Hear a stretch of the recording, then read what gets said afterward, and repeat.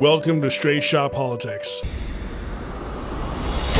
Each episode will bring you in-depth discussion with experts, community leaders, and analysts who will share their insights, experiences, and predictions. From local elections to global diplomacy, we'll provide you with the tools and perspectives you'll need to navigate today's real-world landscape.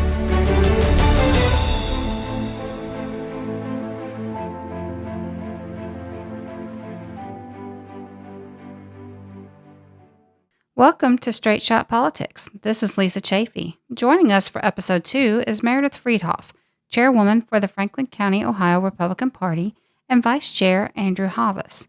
And we had such great conversation during this interview that we ended up having 2 episodes. So please enjoy part 1 and stay tuned for part 2. Thanks for having us. Yeah, thanks for having us. So Meredith, tell us a little bit about you so our listeners can get to know you. Well, Lisa, I'm a native of Pickerington, Ohio, graduate of Capital University. I'm married to Adam Roslovic, and we have 2 children. One is a sophomore at the Ohio State University, and the other is a recent OSU graduate. I have started my career in business in New York, Dallas, and Toronto, Canada. And after being gone for about 13 years, decided I wanted to raise my children in the great place that I grew up in. So we returned back to Ohio when my daughter was old enough to start kindergarten. So both of my children had all their school experience here in Central Ohio. And I was a recent candidate in 2020 for House Representative seat and did not win that seat. But it just intensified my love of politics and culture in Ohio and what's happening here. So I threw my hat in the ring for the executive chair of the executive chair of the executive committee for the Franklin County Republican Party. And I'm at my year anniversary, and it's been quite a great experience so far. And Andrew, what about you? I am a native of Youngstown, Ohio in the Mahoning Valley. I've been in Columbus for about 13 years now. I'm a graduate of the Ohio State University. I live with my wife, Rachel, my daughter, Aria, and my dog, Celine, in Reynoldsburg, Ohio. I work in the government affairs realm. I've been doing that for about 10 years now. But the political side's my passion. I love getting good people elected to office, and that's what I try to continue to do to this day alongside Chairwoman Freedhoff. So a lot of people don't understand what your role is as chairwoman. Tell us a little bit about that. Well, I'm learning from some of the best chairs across the state of how they operate and what would work best for Franklin County. I would say it's the 3 R's are my most important. Retain the candidates and the office holders that we have, recruit more candidates to run for office, and raise money to help them all be successful. Those are my 3 most important jobs. So you and I were talking the other day about how difficult it is right now to get candidates, especially judicial candidates, here in Franklin County to run. Why do you think that is? It's the numbers. You know, we do have a county filled with, we're the largest Republican county in the state. However, we sometimes suffer from turnout. And we also have a very large number of unaffiliated voters that, for the judicial candidates, often don't go down ticket. So we really have to encourage people to look at their ballots and get to know their judicial candidates. And then additionally, it's us doing community outreach to encourage people to know all the candidates and get people to turn out and to vote down ticket.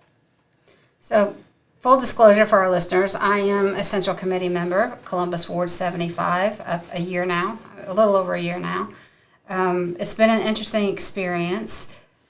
We have a lot of people who some are involved, some are not involved. A lot of people, when they find out I'm on Central Committee, their first thing is, what the heck does Central Committee do? Andrew, what's the role of Central Committee?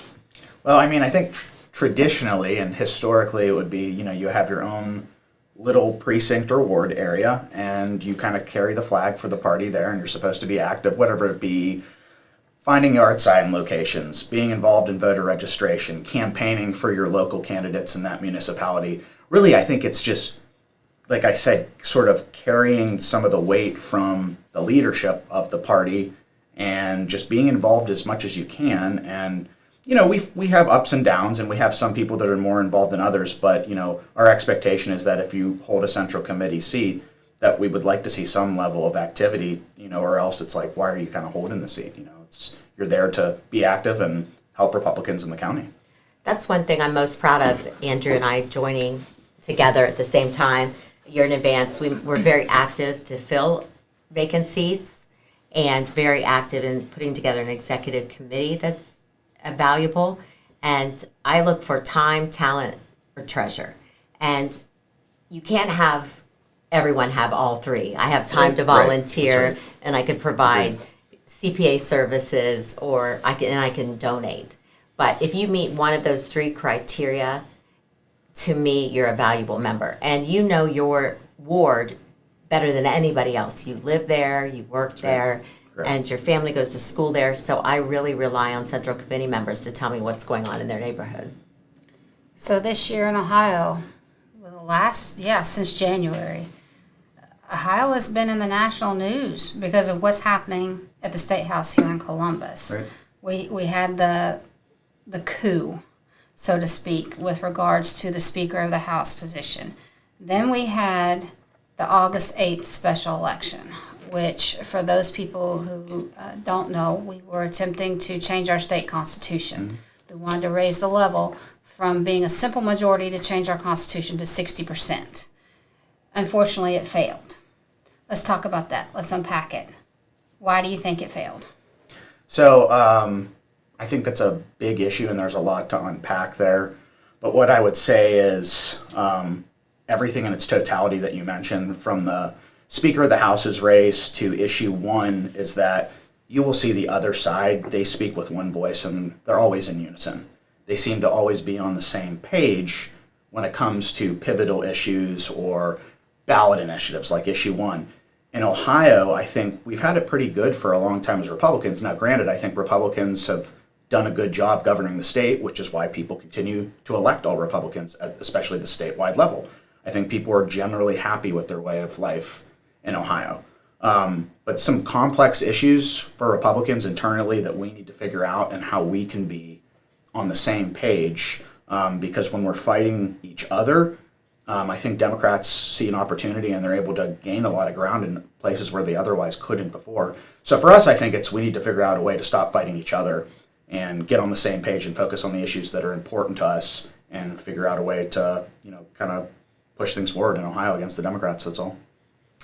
Yeah, issue one was something that should have been done a long time ago.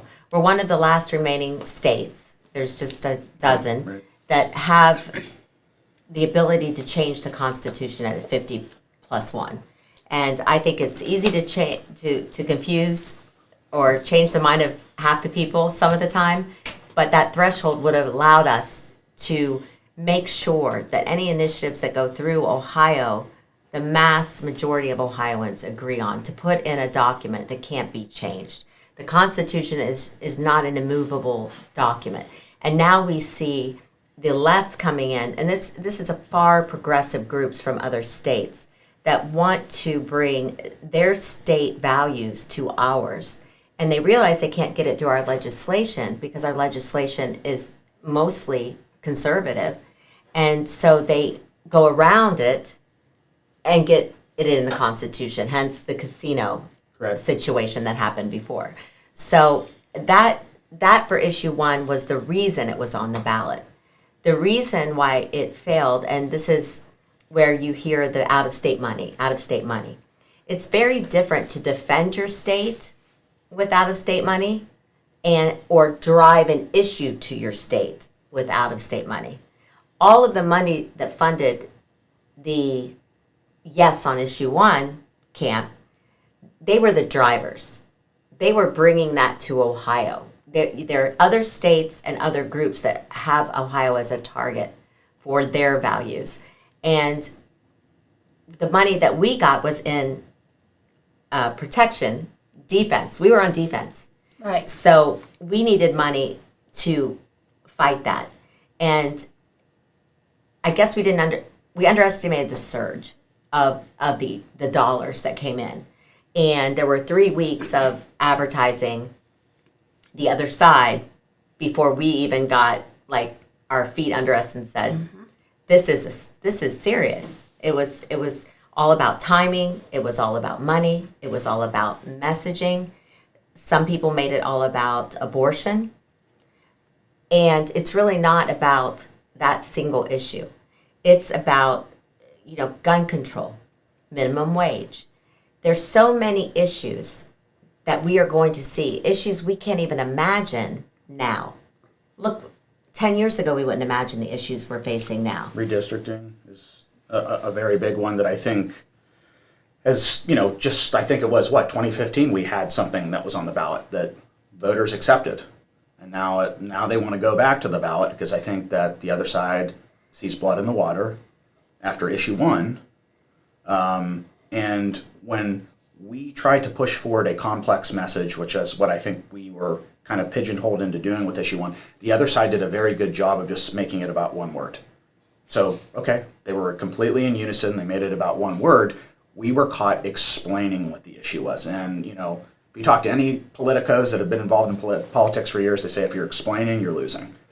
And we were caught just chasing and explaining the issue for a long time. So again, this goes back to, I think, there were some things legislatively that I think could have been different to give us a better chance at success. I mean, we can't go back and change that now, but I would like to see Republicans come together and take another bite at the issue, apple, so to speak, and because otherwise we're going to be fighting ballot initiatives every single year if we do not somehow change the threshold for how hard it is to amend our Constitution.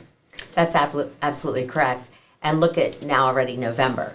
Right. We've got the minimum wage folks out collecting signatures, which is so detrimental to our small businesses. That's right. to require a certain minimum wage. And then to bring abortion back to November that we're dealing with now.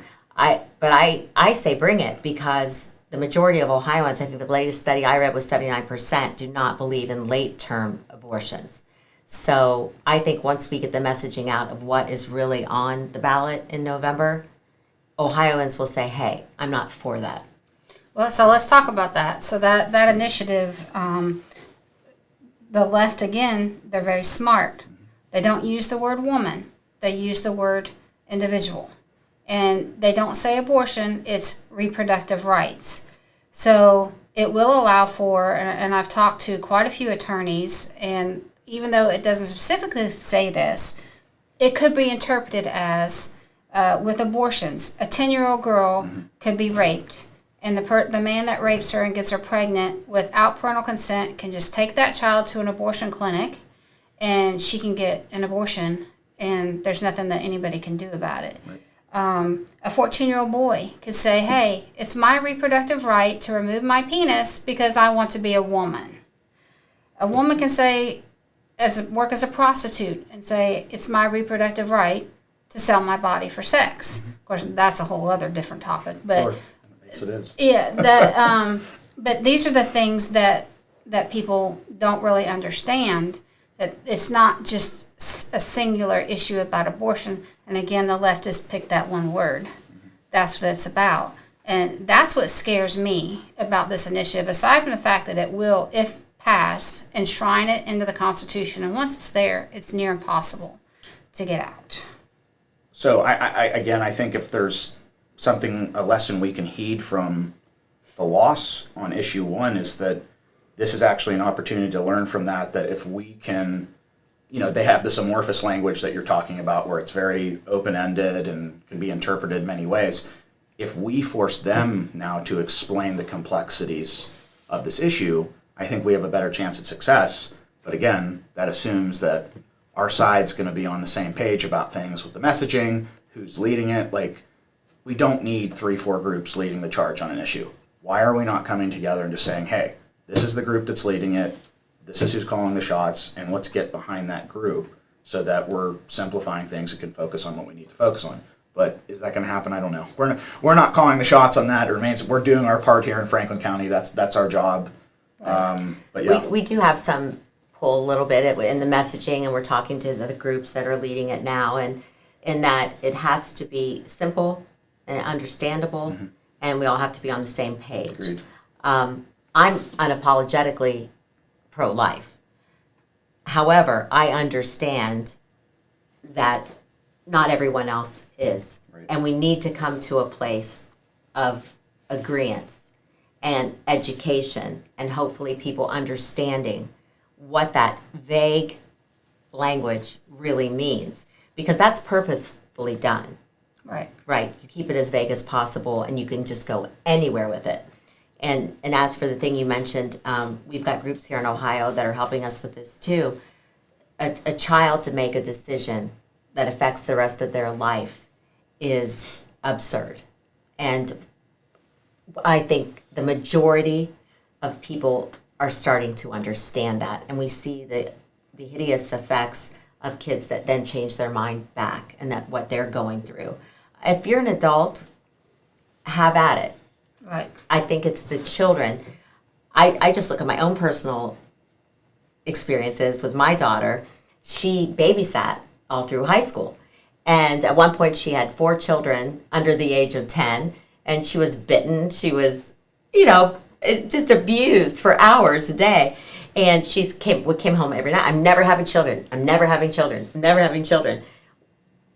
What if I thought, oh my goodness, we should get you a hysterectomy now. Yeah. Because you never want children. Right. It's the same thing to me, because she felt that way deeply and strongly for years. I thought I'm never going to be a grandmother until my son get married. But it's not a trite comparison. It's not a small comparison, because she deeply felt it. And I do believe these children deeply feel this. But there's more to it than taking a drastic measure that they can't change their mind on ever. Exactly. And we know children change their mind. My daughter's now talking about 3 children. Right. So they're so fluid, they're so malleable. Culture is changing their minds every day. Social media for young children is a disaster if the parents aren't involved in controlling it. So I think that part of the language that you brought up in that bill is what's the most concerning to me. It scares me deeply, and I spoke last night with Representative Gary Click, the sponsor of the SAFE Act bill, which, if passed, will make it illegal for children under the age of 18 to receive puberty blockers or the transgender surgery. And we talked about the effects of this abortion initiative, which is now issue 1, on that. And it could very well, if it's passed and the SAFE Act bill is passed, they're going to butt heads, and it's going to rely on the judges. It's going to have to go to courts. You had a comment. Yeah, I mean, I think, Chairwoman's spot on. And this is, especially with the parents and children, this is absolutely something worth fighting for. Adolescence is a time for exploration, but not exploration to the point where something's so permanent. And I think that, that's where parents come in. I mean, as a child, you only know what you know. When I was 5 years old, I only knew of the world what I knew of the world. I was only alive for 5 years. But then as you go along, you learn more things and you take more things into consideration, and you're able to make, there's a reason why we give people licenses in Ohio. At 15 and a half, you get your temporary license. 16, you're allowed to operate a motor vehicle. But you can change your sex when you're 5, but you can't drive. It's just, there's just very glaring inconsistencies with the logic involved in this. And it really makes you wonder, where is this, where does it come from that people are encouraging these things? And it's very, very dangerous, and this is absolutely worth fighting for. Well, and that's a deeper conversation Yeah. to get into. But interestingly enough, you talked about parental involvement. I just saw on the news this morning a small town in Ireland has now banned smartphones for children because the Wow. parents aren't being responsible enough, and we see the damage that's caused by these phones. So they've banned them completely in this one little town, and they're having good success with it. Kids are getting back to normal. kids with so much social media, they're not learning how to talk to each other. That's right. And it's been going on for over a decade now, probably longer. I graduated, I'm 51 years old. I graduated high school in 1989. We didn't have cell phones. We didn't have the internet. So this phenomenon has hit me as an adult, but with my own son now, seeing him, I actually one summer took his phone away from him, and the change that I saw in him was incredible. He was out hanging out with his friends now. And they're talking about how I've seen studies on the low birth rates in teen pregnancies have really gone down, and part of that is they don't know how to talk to each other. They're so busy on their phones, they don't know how to make that emotional connection that leads to having a pregnancy. So that's so sad to me. And then you couple that with the pandemic where they were stuck inside and separated from one another. That was a setback for so many kids and young adults in their social skills and their being able to function outside of a screen.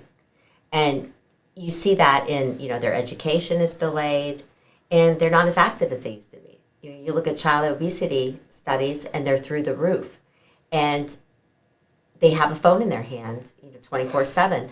Another thing we talk about in women's groups that I've been in educating young women, because you find young women are very depressed when they spend a lot of time on their cell phone. And a lot of that is their image. And these filters and what these girls are doing, that's the real of the best times of your life is what's on social media. Typically, it's not the hardships. And you have to understand when you give a child a phone, you protect them from who goes in their bedroom. You protect them on the street. But when you give them that phone, you're letting the world into their bedroom. That's right. Exactly. That's exactly right. And to talk to young mothers and young parents of that, once they hear it that way, they start to see what a strong piece of influence the children have in their hand. It's not just entertainment. Yeah. It can be totally inappropriate. Exactly. This has been such great conversation with Meredith and Andrew that we're going to continue this into the next episode. And please remember, in the wise words of George Washington, if the freedom of speech is taken away, then dumb and silent we may be led, like sheep to the slaughter. This is Straight Shot Politics.